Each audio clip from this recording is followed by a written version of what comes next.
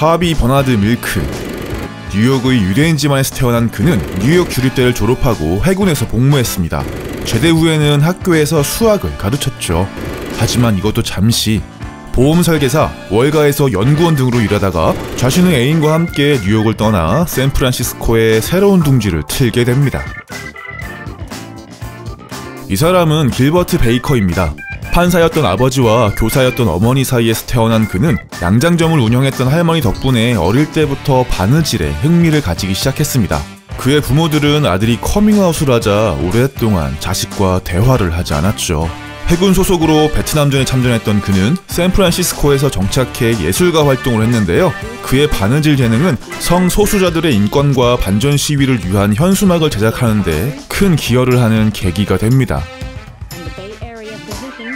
미국에게 마지막까지 저항했던 멕시코인 카스트로의 이름을 딴 극장이 랜드마크인 샌프란시스코 카스트로 거리. 이곳은 원래 아일랜드계 노동자들이 많이 거주하는 동네였지만 미국 전역에 성소수자들이 자유를 찾아 하나둘씩 모여들기 시작하면서 미국 최대의 게이 빌리지로 자리잡게 되었습니다. 하비 밀크와 길버트 베이커도 시대의 흐름을 타고 이곳으로 몰려든 무리 중 하나였죠. 하비 밀크는 지역적 기반을 바탕으로 시의원에 도전했습니다. 3번의 좌절과 4번의 도전 끝에 드디어 당선된 하비 밀크는 미국 최초로 커밍아웃을 한 선출직 공무원이라는 타이틀을 가지게 되었습니다. 그는 시의원에 당선되자 LGBT 커뮤니티를 대표할 수 있는 상징적인 깃발을 만들기 원했고 당시 이 분야에서 이름을 떨치던 길버트 베이커에게 제작을 맡기게 됩니다. 길버트 베이커는 게이 커뮤니티 센터 꼭대기층에서 30명의 볼런티어들과 함께 수없이 많은 천에다가 염색을 직접 하면서 마침내 8가지 색의 무지개 깃발을 만들어내는데 성공하죠. 이 역사적인 깃발은 1978년 6월 25일 게이 프리덤 데이 퍼레이드에서 처음으로 쓰이게 됩니다.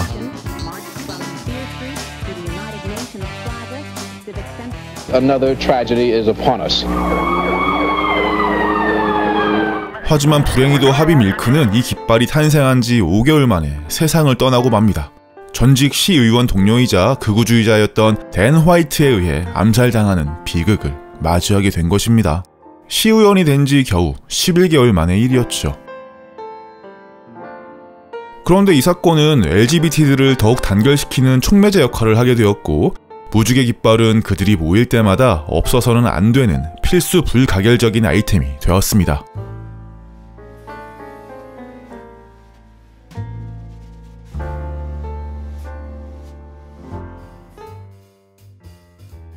무지개 깃발에 대한 수요가 폭발적으로 늘어났지만 한 가지 문제점이 있었습니다.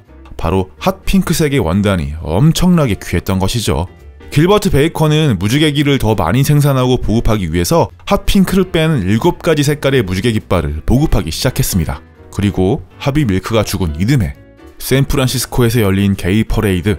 주최 측은 무지개 깃발을 반으로 나눠서 길 양옆으로 개항하려는 계획을 세웠지만 줄무늬의 숫자가 홀수여서 밸런스가 맞지 않았죠. 그래서 기존에 있던 청록색을 빼고 6가지 색깔로만 무지개 깃발을 다시 만들었고 이것이 바로 현재에도 쓰이고 있는 6가지 색깔의 무지개 깃발이 된 것입니다. 2009년 하비 밀크는 미국에서 가장 위대한 훈장인 대통령 자유훈장을 받게 됩니다. 2015년 뉴욕 현대미술관은 무지개 깃발을 디자인 컬렉션으로 소장하기로 발표하죠. 이 모든 것을 지켜보던 길버트 베이커는 2017년 지병으로 자택에서 사망합니다. 샌프란시스코 하늘에 무지개 깃발이 처음으로 걸린 지 정확히 40년 만이었습니다.